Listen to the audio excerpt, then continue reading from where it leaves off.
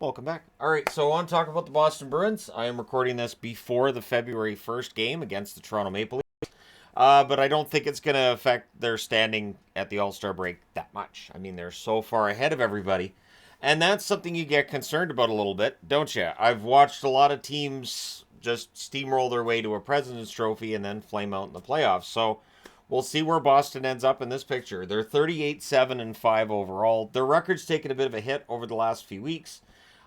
They had a rough game yesterday against Carolina. That's after losses against Florida and Tampa as well. So we'll see what happens. So their power rankings, their highest, number one, of course. They've spent a lot of time there this year. The lowest they've been is 13th. Their current spot on the board is first as of Saturday. Their playoff odds are listed at 100%. This is 100% of simulations run. They make the playoffs. Not that they have clinched a playoff spot. There's a big difference between the two, of course. But for Boston, it's been great since right out of the gate. They were 9-1 their first 10 games. They were 17-3 after 20. So they've fallen off a bit from that pace because nobody can keep that pace up. 24-4-2 through 30 games, 32-4-4 through 40 games, and since then they have been 6-3-1, which is a very respectable number, but comparatively speaking, with the breakneck speed at which they were recording wins to start the year, that is a drop for them. So for the Boston Bruins, I've placed them as a contender status team. I don't see how we couldn't. There might be those who would say, why didn't you put favorite? Because I don't know that they are the prohibitive favorite for the same reason that I outlined earlier, that being the number one team in the regular season, winning a President's Trophy, should that be what happens with Boston, all that's great. But I've seen President's Trophies before with Boston, and they haven't won with those. So it does not necessarily make them the favorites come playoff time. And right now, yeah, there could be that argument made. Yes, I still don't know that they match up well against Tampa or Carolina. Those are two teams that I do have some concern about in a 7-game series. And I'm just being honest with that. That's not me trying to be humble about the Bruins. I do have some concerns about them against Tampa or Carolina.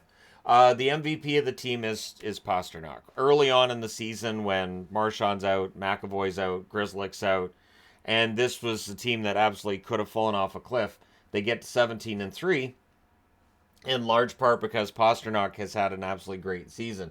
38 goals, 33 assists, 71 points. So David Pasternak, absolutely ridiculously good season for him.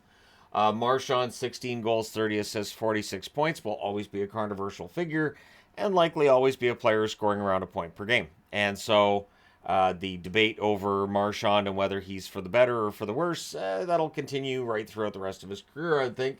Krejci, 12 goals, 29 assists, 41 points, has been excellent since his return.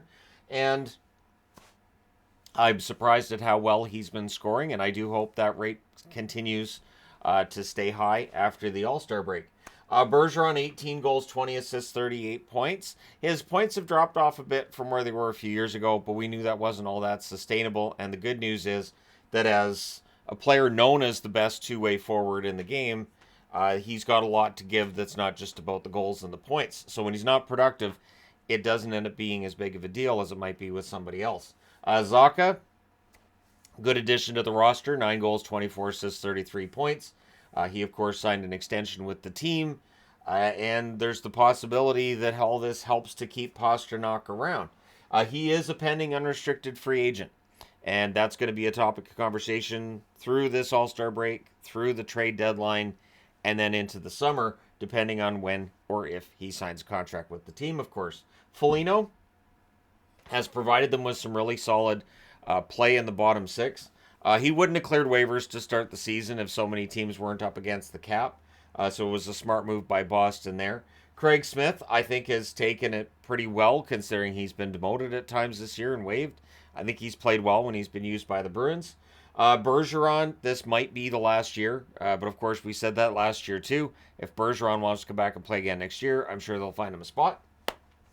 It may very well come down to whether or not this team wins. If they win a Stanley Cup, he may retire right there. If they don't, maybe he sticks around for another season. Nosek has been good on the fourth line, of course, currently injured. Krejci excellent since coming back over from Europe. Just a 1-year contract with him. Clifton's been very good this year too. He's on an expiring contract. Anton Stralman had a decent start to the season, but when everybody got healthy, he got waived and sent down to the AHL. Maybe he gets moved at the deadline if Boston can find a taker with that contract. Kincaid. Kincaid's a good third goaltender. I don't think he's going anywhere, but I want to acknowledge that Keith Kincaid, when he's needed, he comes in and he plays well.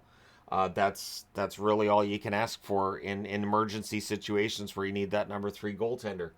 Their tandem, Ullmark and Swayman, there's always the debate about where they stand with other tandems in the league. Right now, they're ranked first in every category.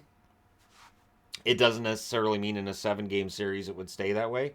And that is a question mark, I think, with Boston. I do wonder with their goaltending if that's going to get them over the hump and get them a Stanley Cup or not. But hey, I just like that they're still in the conversation. I think it's great that Boston's still in the conversation. I know there's many who don't think it's great. But let me know your thoughts in the comment section below, as always. Don't forget to hit like and subscribe if you're browsing your way through.